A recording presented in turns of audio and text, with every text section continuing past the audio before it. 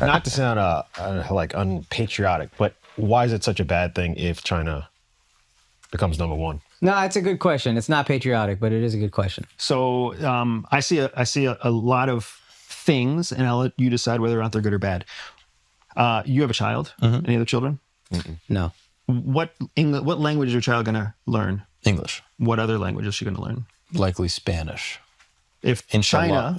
If China is a superpower by 2030, 5 years from now, guess what your son is going to have to speak? Likely Mandarin. You don't get a choice anymore. Your child has to speak more than one language. That is the biggest complaint about Americans is most of us only know one language. What's wrong with us knowing two? So when one country gets wealthier... I'm so tired of these fucking Europeans bragging about speaking all these stupid languages. When one country gets wealthier, the wealth... It's not like... I know the United States prints money, but generally speaking, wealth is limited. So if one country is getting wealthier, what's happening to the wealthy country? It's getting poorer. Yeah. So that's also part of the parity. Potentially, yeah. Right? So now you've got what we experience in our day-to-day life. We don't have to have... Not everybody has to have a gun. Not everybody has to have, has to worry about being robbed in a grocery store. Not everybody can own a car. Like we have all these luxuries that we don't even realize. And those start to go away as another country steals the wealth, earns the wealth that you otherwise would have had, right? Our roads get worse, their roads get better. Our rate of accidents happening on construction sites goes up, theirs goes down, right? That's the kind of thing that comes with wealth. And you have to learn their language too, because if it's 5 or 7 years from now and China's approaching parity with the United States in terms of GDP, your comedy skits are going to have to happen in Chinese too. I'm not even saying this is a joke again. I think AI will be to the point where we all can understand and speak any language without even learning. And hopefully that's the case, because who might win the AI race? I don't think it's a might. I think it's a who is winning very clearly right now. So that's just kind of, these are the questions that you have to be asking yourself, right? Do you want to save your money in US dollars or in renminbi? Do you think everybody else in the world wants to be using US dollars or renminbi? Because as other people move to renminbi, your US dollars actually get worth less in your pocket every day until you switch to renminbi. And now all of a sudden you're an American with a savings account in a Chinese bank. Everything you're saying that could be happening is happening. That's absolutely happening. Roads are getting worse. Americans are getting poorer. We cannot afford to live as much. China seems to be doing better. Wealthy people are sending their wealth abroad. They don't trust the U.S. market to protect their wealth. They're buying houses abroad. Even Bitcoin is a form of that. Yeah. It might not be a country you're trusting more, but you're not trusting the American dollar as much as you're trusting Bitcoin. And Bitcoin is at an all-time high, and the dollar is lower than I've seen in a while. Yeah. So... yeah, all these things that you're saying, and this, I can be very fatalistic and pessimistic, but they seem to be happening, and it does concern me. And Andrew always said this: America's not going to be a superpower forever. When China takes over, you're going to miss the American superpower. And I'm not defending everything they've done by any stretch. I just think a Chinese superpower would be far less sympathetic, far more, we need to do things our way than even whatever we think of America, which is a thing that to me is frightening. Now, I'm curious because, I think there is a fatalistic view where it's like, oh, China's going to become the monopolar, global power, and they're going to destroy America. It seems like the reality would be like, oh, we would just become Spain in the 1700s, or we'd become France, in the late 1800s, or we'd become England. You know what I mean? There would be these empires that take over the entire world that are colonial, and they're able to get resources and riches from everywhere. They have these fierce militaries, and then are no longer imperial. They're no longer the monopolar power. So is it possible that America would just also have that happen in some capacity? Quality of life, people seem happier there in England now than they do theoretically. Yeah, I wouldn't mind a siesta every once in a while. Yeah. So I think the way to answer your question is that I agree that would be what it looks like in the short term, because China moves slowly, right? So we're reaching parity slowly over the course of 30 or 50 years, which is pretty slow if you think about it, right? The United States basically rose to superpower-ness in 7 years. Yeah. China's doing it, taking the 35-year route, right, to get to near parity. After they reach that parity, they're going to tip. It's going to tip, and because the systems and processes that they're using are going to continue to work. And the systems and processes that we don't have to compete with that will continue to not work. Well, then after the parity switches, and after China is in control of government policy, and China is in control of military spending, and China is in control of whatever else, because we are just trying to do whatever they do just to keep up with them. When their intelligence services have utterly penetrated all of ours, now all of a sudden you have to worry about the Chinese government SOE model, the state-owned enterprise model. That's why they don't have entrepreneurism, because as soon as somebody has a good idea, the government steps in, takes it, and then says, you can still make a bunch of money, but it's going to be a government-owned business. They're going to start doing that here in the United States too. They're going to start finding anybody with a good idea, and they're going to come in and be like, we can buy you for like 12x what you're worth. And everybody's going to go take that deal, and now they're going to control innovation, and they're not going to have to steal it from us. They're going to have it themselves, and then that parity just gets wider and wider, right? They have the opportunity to unravel the United States because they have spent so much time learning about our flaws, and we sit around defending our flaws.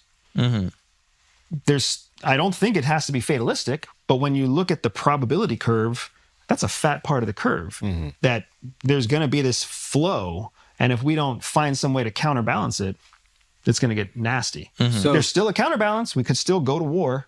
We could still do the thing that doesn't make sense because enough people are afraid of China, right? And that is a very real possibility. No, that makes sense. Or isolationist legislation that basically says you can't sell your company to China. Like, would that be something that would just prevent that delta? That's what Trump's trying to do with some of his policy now, with the tariffs and with trying to bring manufacturing back on shore. It's not going to work because we're not built for it.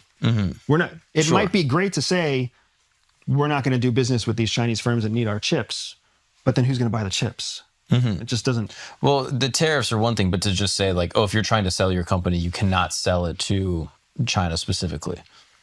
China's going to go through a cutout. That's right. That's what they did. They basically own the Panama Canal by going through cutouts and having shell companies that are owned by the Bahamas. That was my first thought. Yeah, I guess why are we the only superpower that is worried about China? We're the why? only superpower. Well, why doesn't Russia care that like China is just like blowing by them? Because the whole world hates us. Yeah, they have a line. Everybody in the world hates the United States. Okay. Even the people who claim to love us hate us, right? Because but we're convenient. We're a convenient benefactor. We're a convenient market for selling goods. We're a convenient source of protection so that you don't have to spend money on your military because the United States is spending money on their military. Like, we're a convenient solution to a lot of countries, but they don't like our ideology. They don't like that we're all fat.